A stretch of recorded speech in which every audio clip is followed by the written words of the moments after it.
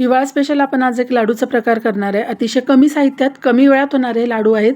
त्याचबरोबर आपण या लाडूसाठी साखर वापरणार नाहीये किंवा कुठलाही आपण पाक करणार नाहीये आणि खर्चिक तर अजिबातच नाहीये। नमस्कार सगळ्यांना, तुमच्या सगळ्यांचं स्वागत आहे एका नवीन व्हिडिओमध्ये। आजच्या व्हिडिओमध्ये आपण करूया डिंक आणि हिरव्या मुगाचे लाडू। अतिशय पौष्टिक, त्याचबरोबर पचायला हलके असणारे, उष्णता न वाढवणारे असे आपण आज लाडू करणार आहे। आणि विशेष म्हणजे सर्वांना परवडणारे असे आपण हिरव्या मुगाचे आज लाडू करणार आहे। त्यामुळे तुम्ही व्हिडिओ स्किप न करता शेवटपर्यंत पूर्ण बघा। व्हिडिओ जर तुम्हाला आवडला तर व्हिडिओला लाईक आणि चॅनलला सबस्क्राईब करा। तर चला, मुगाच्या लाडूसाठी आपण मूग भाजून घेऊ। सगळ्यात आधी हे पहा, इथे मी 1 फुलपात्र हे मूग घेतलेले आहे आणि हे भाजून घेऊ आपण आता।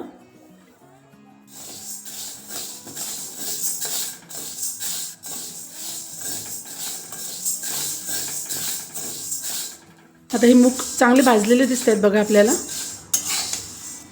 आता हे आपण काढून घेऊ।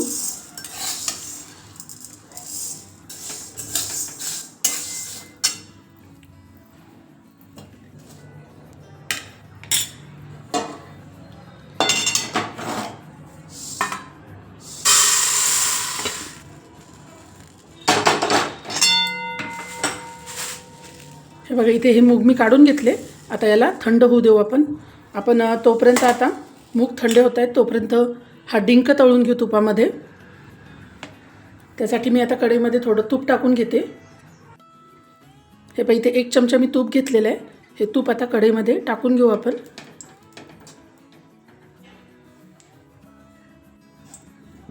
हे बघा, आता इथे तूप पूर्ण मेल्ट झालेलं आहे। आता यामध्ये आपण डिंक तळून घेऊ।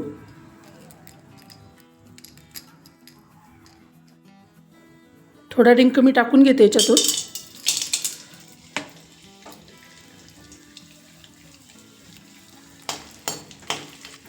थोडा थोडा करून हा डिंक तळून घ्यायचा आहे, एकदम सगळा नाही टाकायचा आहे। बघा, तुपात टाकला की छान असा फुलतो हा डिंक।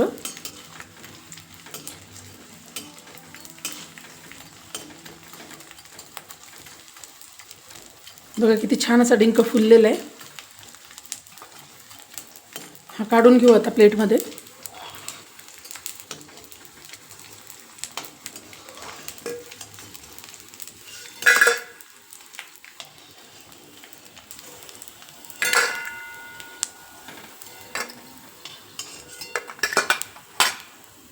आता हा बाकीचा पण डिंक मी टाकून घेते।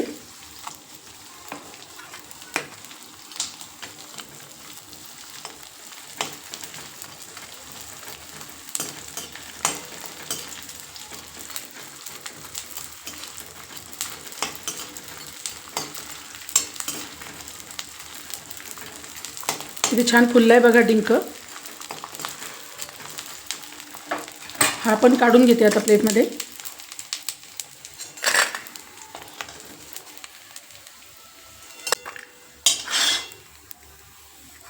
हे पहा, इथे मी हा सगळा डिंक काढून घेतलाय।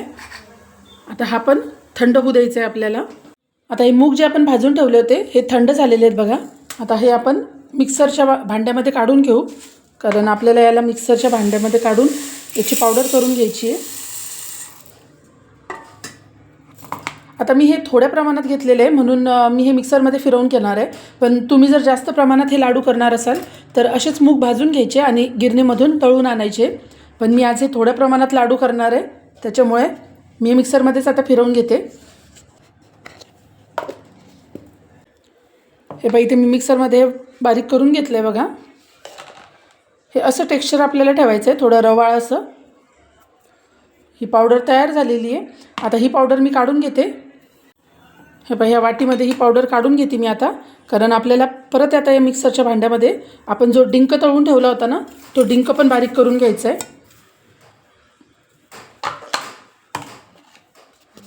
कारण आपले मूग बारीक करेपर्यंत आपला डिंक पण थंड झालेला आहे। हे बघा, याच्यामध्ये मी पावडर काढून घेतली आणि जो डिंक आपण तळून ठेवला होता तो डिंक आता या मिक्सरच्या भांड्यामध्ये टाकून घेऊ। आता हा डिंक चालू बंद करून असं आपल्याला फिरवून घ्यायचं आहे मिक्सरच्या भांड्यातून।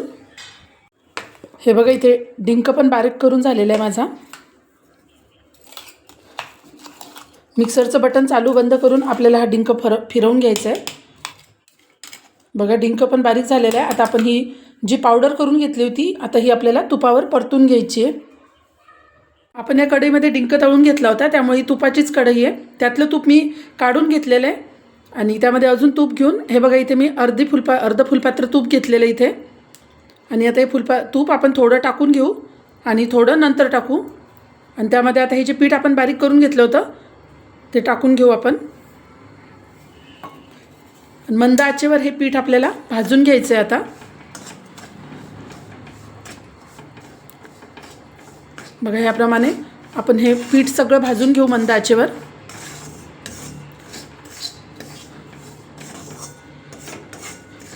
जसं तूप लागेल तसं आपण आता याच्यामध्ये टाकू. एकदमच सगळं तूप न टाकता थोडं थोडं करून तूप टाकायचं आहे. आपण 12ही महिने हे लाडू कधीही करून खाऊ शकतो. तुम्हाला जर अख्खे मूग इथे नसतील वापरायचे तर तुम्ही इथे मुगाची डाळ पण वापरून घेऊ शकता.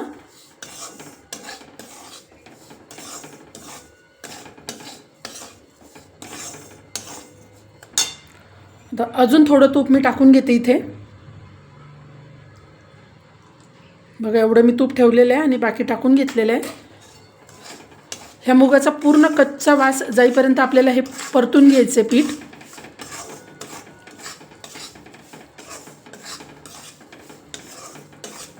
तीन ते 4 मिनटं आता मी हे पीठ चांगलं परतून घेते. प्रत्येकाच्या खिशाला परवडणारे असे हे मुगाचे लाडू आहेत. त्याचबरोबर तितकेच पौष्टिक. या मुगाच्या लाडूला खूप अशा महागड्या वस्तूंची गरज नाही. बऱ्याचशा बायांना जे कंबरदुखीचा वगैरे त्रास होतो त्यासाठी हे डिंकाचे लाडू खूप चांगले असतात आणि त्यामुळेच आपण ह्या लाडूमध्ये डिंक वापरलेला आहे. रोज सकाळी एक लाडू जरी खाल्ला तरी पण आपल्या शरीरासाठी खूप फायदेशीर ठरतो.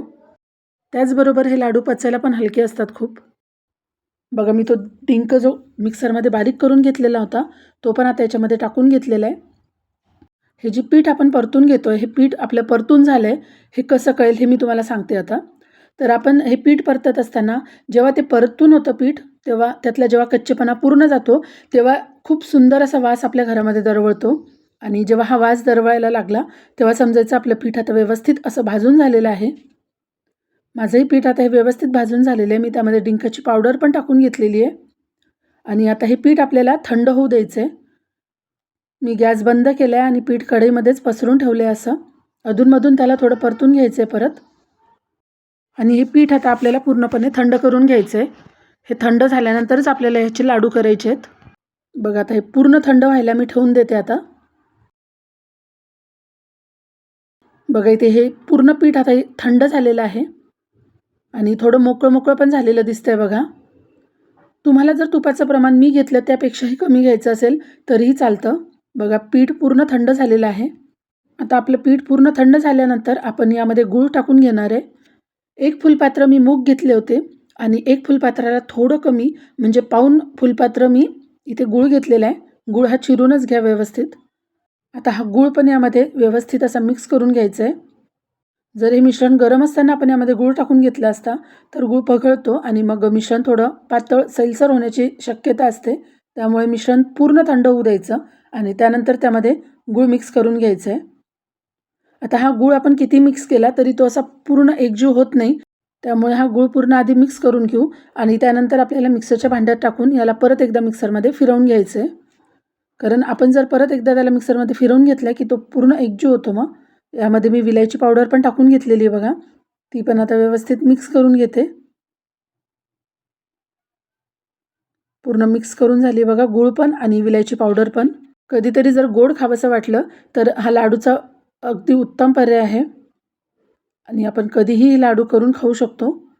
लहान मुलांना पण कधीतरी मधल्या वेळात खायला आपण हा लाडू करून ठेवू शकतो. एकदा जर हे लाडू करून ठेवले तर हे आरामात 8-10 दिवस चांगले टिकतात. अगदी आपल्या बेसन लाडूची चव जशी आहे तसेच हे लाडू लागतात. खूप टेस्टी लागतात हे लाडू. आता हा गूळ मिश्रणामध्ये चांगला मिक्स व्हावा म्हणून मी याला फिरवून घेते आता मिक्सरच्या भांड्यामध्ये टाकून. याने काय होतं ना आपल्या लाडूला बाइंडिंग पण छान येईल आणि गूळ पण चांगला मिक्स होईल. बघा ह्याप्रमाणे मी फिरवून घेतलेले आहे आणि किती छान असं आपलं लाडूचं मिश्रण तयार झालेलं दिसतंय बघा. आता मी हे एका प्लेटमध्ये काढून घेते आणि याचप्रमाणे हे सगळं मिश्रण मी आता मिक्सरच्या भांड्यामध्ये फिरवून घेते.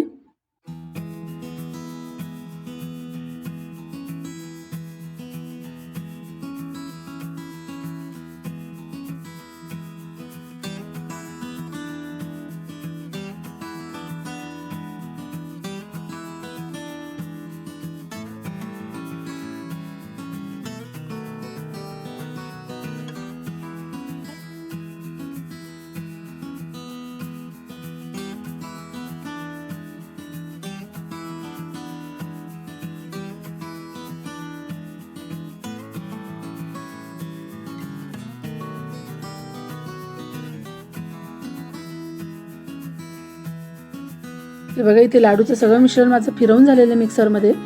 मी हे मोठ्या प्लेटमध्ये काढून घेतलेले आहे आणि आता आपल्याला याचे लाडू वळून घ्यायचे आहेत.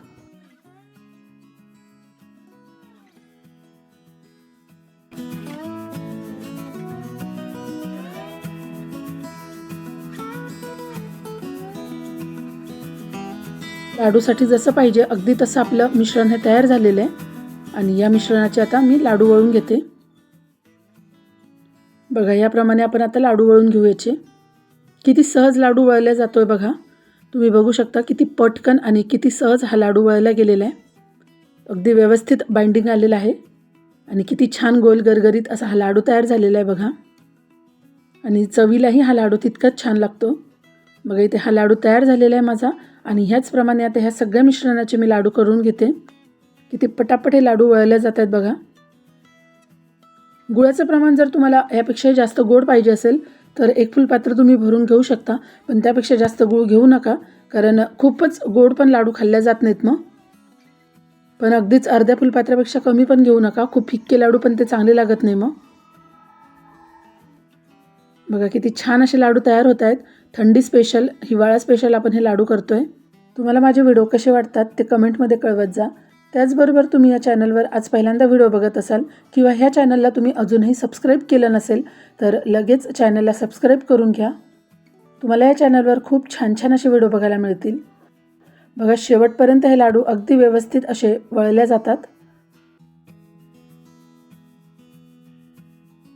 तुम्ही ते बघू शकता माझे लाडू तयार झालेले आहेत. एक फुलपात्र मुगामध्ये एवढे लाडू तयार होतात. मध्यम आकाराचे एवढे लाडू आपण तयार करून घेऊ शकतो आणि किती छान हे लाडू दिसत आहेत बघा. अगदी बेसनाच्या लाडूसारखीच याची पण चव लागते. एक लाडू मी तुम्हाला फोडून पण दाखवते याच्यातला. किती मऊसूत असा हा लाडू झालेला आहे बघा. तुम्ही जर हे मुगाचे लाडू करत नसाल तर तुम्ही नक्की करून बघा. मुगाच्या आणि डिंकाच्या लाडूची ही रेसिपी तुम्हाला जर आवडली असेल तर व्हिडिओला लाईक करा. परत भेटूया अशाच एका छानशा व्हिडिओमध्ये. व्हिडिओ शेवटपर्यंत बघितल्याबद्दल धन्यवाद.